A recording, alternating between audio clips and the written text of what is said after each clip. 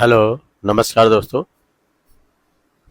एक विधवा बहू होती है, तो उसकी उम्र जो है 24 साल होती है और वो अपने ससुर के लिए जो है चाय में चाय बना के लाती है। और चाय बना के लाने के कुछ शक्तिवर्धक गोलियां उसमें डाल देती है और डालने के बाद उनको अपने ससुर को पिलाती है। और ससुर जब पीते हैं तो पीते के बाद उनके शरीर में पूरी उत्तेजना जाग जाती है।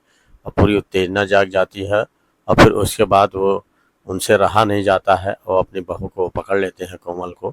और कोमल जो है भी यही चाह रही थी, क्योंकि उसी ने ही ये शक्तिवर्धक गोली उसमें डाली थी, तो वो पहले से ही सेक्स करने की चाह में बैठी हुई थी। और फिर वो क्या करती है कि वहीं पे बैठ के जो है अपना पल्लू नीचे गिरा देती है। जैसे ही पल्लू नीचे गिराती है तो इनको रहा नहीं जाता, ये तुरंत जो है पकड़ लेते हैं उनके ससुर। और पकड़ने के बाद उसको चूमा चाटी करने लगते हैं। और चूमा चाटी करने के बाद उससे प्यार करने लगते हैं। और प्यार करने के बाद पूरी तरीके से सेक्स के लिए पूरे कपड़े उतार के अपने और पूरे कपड़े उतार के जो है बहू के रख देते हैं। रखने के बाद पूरी तरीके से उसके साथ सेक्स करते हैं। और सेक्स करने के बाद फिर उनकी आदत पड़ जाती है, आए दिन इसी तरह सेक्स किया करते हैं।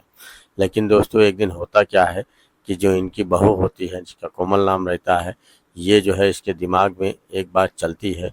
और जो है ये क्या करती है कि अपने ससुर को ही मारने के पूरे प्लानिंग कर डालती है। तो आइए दोस्तों, आप लोग को बताते हैं कि ऐसा क्या प्लानिंग वो कर देती है कि जिससे इतनी चाहत कर रही थी और चाहत करने के बाद उनसे प्यार करी और प्यार करने के बाद जो है उन्हीं को है मारने के चक्कर में इतनी बड़ी प्लानिंग कर डाली, जो कि आपको सुनेंगे तो आपके पैरों तले ज़मीन खिसक जाएगी कि इतना बड़ा कांड ये कैसे एक विधवा लड़की कर सकती है, जिसके लिए उसके ससुर उसके साथ था, फिर भी वो इतना बड़ा कांड कर देती है। नमस्कार दोस्तों, आप हमारे चैनल में लाइक सब्सक्राइब ज़रूर करिएगा। ये कहानी आप लोग को कैसी लगी। ये कहानी दोस्तों है हैदराबाद की, जहाँ पे शिव प्रसाद जी रहते थे और उनका एक बेटा था जिसका नाम जो है संजय था। उसकी उम्र लगभग 24 साल थी। और ये जो है इनकी पत्नी जो है 6 साल पहले जो है मर चुकी थी। और मरने के बाद ये बिल्कुल अकेला महसूस कर रहे थे। अकेला महसूस करते हुए इन्होंने बहुत बड़ा बिजनेस एम्पायर खड़ा कर देते हैं, बहुत बड़ा बिजनेस रहता है। और बिजनेस के बाद संजय वहीं पे जो काम करने लगता है, अपने पिता का हाथ बटाने लगता है। तो उनके पिता एक दिन करते क्या है कि कहते हैं, बेटे अब तुम्हारी शादी करा दी जाए, क्योंकि जो है अब तुम्हारी उम्र हो गई है। तो वो शादी कराने के लिए संजय से पूछते हैं और उसकी शादी जो है बहुत धूमधाम से कर देते हैं एक लड़की से, जिसका नाम कोमल होता है। बगल के ही गांव की लड़की रहती है, उसका नाम कोमल रहता है। और बड़ी सुंदर और सुशील और बढ़िया रहती है, खूबसूरत दिखने में लगती है, जवान बिल्कुल टनाटन, बिल्कुल मतलब एकदम सुंदर, देख के जी खुश हो जाए। तो वो जो कहती क्या है कि ये जो संजय होता है उसको अपने घर जाके शादी जब हो जाती है तो ले आते हैं। ले आने के बाद उसका रख रखाव, वेशभूषा सब उनको अच्छा लगता है, उसकी सारी बातें उनको अच्छी लगती हैं।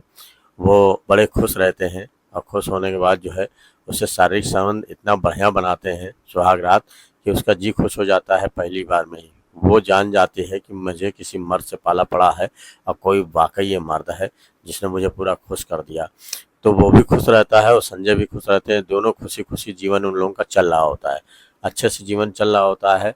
वो अपनी ड्यूटी जाता और शाम को जो है वहाँ से ड्यूटी से वापस आता 9 बजे। तो उसका यही रोज़ की प्रक्रिया होती है।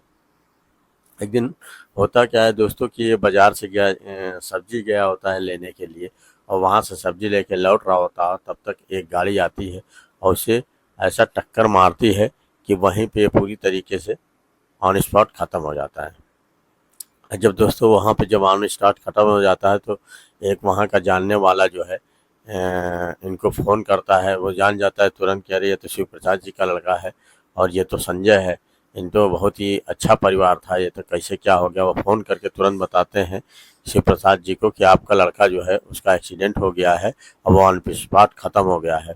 इस पर शिव प्रसाद तो आनंद फान में तुरंत भाग के आते हैं। और आने के बाद जो है उनको पता चलता है कि कोई गाड़ी वाला टक्कर मार के चला गया और तुरंत ये ख़त्म हो गए। अब ये बहुत रोते हैं, बाद में फ़ोन करके कोमल को बताते हैं। कोमल भी रोती है, बहुत चिल्लाती है। उसके दिमाग में यही बात रहता है कि अब मेरा जीवन कैसे चलेगा, अब तो पूरा मैं बर्बाद हो गई। अभी मेरी नई नई शादी हुई थी, बहुत ही फर्स्ट क्लास मेरा पति था और सोचती है कि सोचती रह जाती है, उसके समझ में नहीं आता है कैसे क्या करें। फिर ये लोग डेड बॉडी को जो है लाते हैं, लाने के बाद जो उसका अंतिम संस्कार कर देते हैं। अंतिम संस्कार करने के बाद ये बिल्कुल अकेली सी गुपचुप रहने लगती है और एकदम किसी से न बोलती है न चालती है, सुन्न पड़ जाती है। तो इसके दिमाग में यही नहीं आता है कि क्या करूँ, बेसुधी हो जाती है। तो इनके ससुर इनको समझाते हैं कि देखो कोमल, जाने वाला तो अब चला गया, मेरा भी वो लड़का बहुत प्रिय था, अकेला लड़का था, मेरे दिल से पूछो। लेकिन वो जो है यही कहता है कि देखो एक बात बताऊं कि जो भी हुआ अब उसे भूलने की कोशिश करो, क्योंकि अगर जितना सोचोगी उतना परेशान रहोगी। तो धीरे धीरे वो उसको भूलने की कोशिश करती है, संजय जी को भूलने की कोशिश करती है। करते करते काफ़ी दिन बीत जाते हैं, कम 7-8 महीना बीत जाते हैं इसी तरीके से। और फिर एक दिन क्या होता है दोस्तों कि ये संजय जी उसको कहते हैं कि देखो बहू, ऐसा है कि अब मेरा जो कारोबार है इतना, ये कौन संभालेगा, इसको संभालने के लिए कोई चाहिए, अब मेरा बेटा तो है नहीं और तुम भी पढ़ी लिखी हो, ऐसा करो कि मेरा जो है ये कारोबार अब तुम ही संभालो। फिर वो पूरा कारोबार जो है दे देते हैं बहू के हाथ में, बहू के हाथ में दे देते हैं। और बहू जो है काफ़ी परेशान रहती है कि इतना बड़ा जो कारोबार हमको दिया है, ये सब कैसे कैसे चलेगा। फिर वो सब कुछ बता देते हैं। फिर एक दिन वो जाके आंकड़ा लगाती है तो पता चलता है ससुर को जो है करोड़ों रुपया उसके बैंक बैलेंस में है और कम से कम जो है अरबों रुपया का ये जो है कारोबार फैला रखे हैं। तो उसके दिमाग में यही आता है कि यह काश ये जो है सारी प्रॉपर्टी और जितना है बैंक बैलेंस मेरा हो जाए। तो उसके दिमाग में जब ये बात बन जाती है तो अपने ससुर पे ही डोरे डालने लगती है। वो आती है, आने के बाद छोटे छोटे कपड़े पहनती है और अपना स्तन को दिखाया करती है, कभी नीचे झुक के कभी ऊपर झुक के अपने ससुर को एकदम उतावला कर देती है।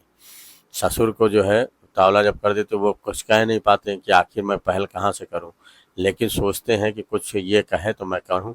लेकिन जो है कोमल बहुत ही परेशान रहती है। फिर एक दिन जाती है मेडिकल स्टोर से एक शक्तिवर्धक गोली लाती है और लाने के बाद जो है चाय में डाल के इनको दे देती है। अपने ससुर को जब दे देती है तो इनके शरीर में पूरी उत्तेजना हो जाती है। और जब पूरी उत्तेजना हो जाती है तो क्या करती है कि एक कड़वा तेल रहता है और कड़वा तेल लाती है और लाने के बाद अपने ससुर को पूरी तरीके से मालिश करती है शरीर में, हाथों पैरों में मालिश करते हुए फिर वो प्राइवेट पार्ट के पास पहुंच जाती है। और वहां जब मालिश करती है तो इनको और तेज उत्तेजना आ जाती है, क्योंकि एक तो पहले से उत्तेजना थी, ये शक्तिवर्धक गोली खाए थे, और दूसरा ये जब का प्राइवेट पेट में पार्ट में जब कड़वा तेल से जब मालिश करती है तो पूरी तरीके से सख्त हो जाते हैं। और सख्त होने के बाद इनकी फिर लेने की इच्छा होती है और ये अपने बहू के साथ जो है ब्लाउज जब पकड़ लेते हैं तो अपने पास खींचते हैं। और वो पहले से ही तैयार रहती है क्योंकि उसको मालूम था वही सब कर रखी थी। वो चुपचाप इनको कहती है कि देखिए, ये भी चिमट जाती है, जाके चूमा चाटी करने लगती है और दोनों चूमा चाटी करते करते एक दूसरे से प्यार में कब खो जाते हैं उनको पता ही नहीं चलता है। फिर ये ज़ोर ज़ोर से उसको जो है धक्का देते। फिर धक्का दे देने के बाद जो है इनका जो है, एक तो हास्ट पोस्ट आदमी थे, पूरा ये कई बार सेक्स करते हैं, इसको भी मज़ा आ जाता है और इनके ससुर को भी मज़ा आ जाता है। फिर रोज़ के यही क्रिया हो जाती है, जब वो जाती है, सुबह जाती है, शाम को जब वापस आती है तो वही कड़वा तेल का इस्तेमाल करती है, लेके जाती है। और वो जान रही थी कि कड़वा तेल सबसे बड़ा जो है पुरुषों में सबसे बड़ा उत्तेजक चीज़ का काम करता है। वो क्या करती थी कि लहसुन 2 कली डाल देती थी और कड़वा तेल को गर्म करके जो है उसको भर लेती थी और भरने के बाद उसके प्राइवेट पार्ट में कस के जाके लगाती थी और लगाने के बाद उसको उत्तेजित कर देती थी। तो उससे उनका पूरा मन तैयार हो जाता था, ना कर चाहते हुए ना कर, हो चाहते हुए भी वो अपनी शारीरिक क्रिया बनाने लगते हैं और संभोग करने लगते हैं। लेकिन दोस्तों वो एक दिन इनसे इनकी बहू कहती है कि देखिए ससुर जी, ये जितनी भी जायदाद और प्रॉपर्टी है सब मेरे नाम कर दीजिए। तो इस पर जो है उनके ससुर भड़क जाते हैं, कहते हैं ये कौन, अभी मैं जिंदा हूँ, अभी तुमको प्रॉपर्टी अपने नाम कराने की क्या तुमको पड़ी है, ऐसे जब तक मैं जिंदा हूँ तब तक मैं प्रॉपर्टी तुम्हारे नाम नहीं करूँगा। इस पर जो है नाराज़ हो जाती है। नाराज़ होने के बाद वो चली जाती है।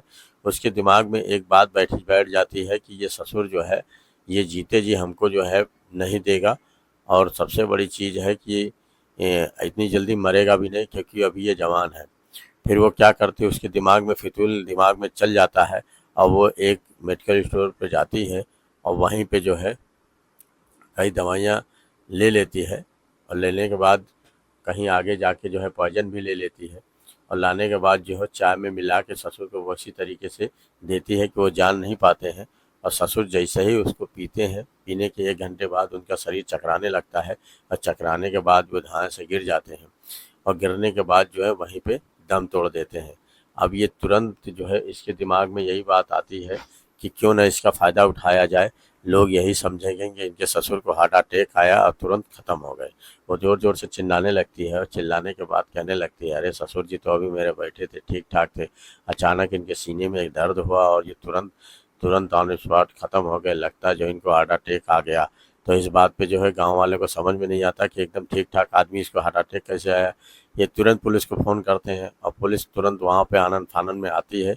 आने के बाद जब देखती है तो फिर वो तफ्तीश करने लगती है और पोस्टमार्टम के लिए लाश भेज देती है। अब पोस्टमार्टम पे जब जाता है लाश तो वहाँ पे 2 दिन के बाद उनकी न्यूज़ आती है, रिपोर्ट आ जाती है। रिपोर्ट आने के बाद उन्हें पता चलता है कि इनको जो है चाय में कोई पॉइज़न मिला के दिया हुआ है और उसी को खाने की वजह से ही जो है इनकी मौत हुई है। पीने की वजह से ही इनकी मौत हुई है। इस बात पे पुलिस जो है इनकी बहू पे ही शक करता है कि यही दोनों रहते हैं, यही चाय दी है। तो पूछते हैं तो वो कहती है, नहीं मैंने नहीं दिया है, मैं इनको क्यों मारूँगी, मैं तो खुद ही इकलौती हूँ। वैसे भी इनका सब जायदाद मेरा हो जाता, तो इसमें मुझे मारने की क्या ज़रूरत। पुलिस तो ये बात सोच रही थी कि बात तो सही कह रही है, लेकिन फिर भी ज़ोर शक्ति से जो है इसके ऊपर डंडे बरसाते हैं महिला कांस्टेबल। तब ये तुरंत कबूल देती है और बता देती है कि ये सब मैंने ही किया है और मेरे वजह से मैंने ससुर को अपने नाम कराने के लिए प्रॉपर्टी कह रही थी, लेकिन वो देने के लिए तैयार नहीं थे। इसी वजह से मैं सोची कि जब तक ये ज़िंदा है ये मेरे प्रॉपर्टी नाम नहीं करेंगे। इसी वजह से मैं चाय में मिला के इनको ज़हर पॉइज़न दिया हूँ और ये मर गए हैं। तो इस बात से जो है पुलिस जो है चार्जशीट तैयार करती है और इनको जो है जेल भेज देती है और जेल में इनको जो है आजीवन कारावास हो जाता है। आजीवन कारावास हो जाता है। अब दोस्तों यहीं पे कहानी ख़त्म हो जाती है। लेकिन दोस्तों मैं आपसे ये कहना चाहता हूँ कि एक लालच के चक्कर में, पैसे के चक्कर में देखो कितना बड़ा ये इनकी बहू कांड कर दिया। क्योंकि अगर ये कुछ दिन रुक जाती या कुछ दिन सही से रहती तो सबसे बड़ी चीज़ है, इसको ये अकेली थी, सब इसको ऐसे ही मिल जाता। लेकिन इसने इतना बड़ा दगा किया, इतना बड़ा कांड कर दिया कि अपने ससुर को जो है चाय में जो है जहर डाल के मार डाला। तो ये दोस्तों बहुत ही गलत है, ऐसा नहीं करना चाहिए। क्योंकि बुरे काम का बुरा नतीजा, क्यों भाई चाचा क्यों भतीजा, ये कहानी है, बिल्कुल सत्य है। आगे दोस्तों और कहानी अच्छा लाता रहूँगा, सुनाता रहूँगा। अगर ये कहानी आपको अच्छी लगी तो लाइक शेयर कमेंट जरूर करें। धन्यवाद।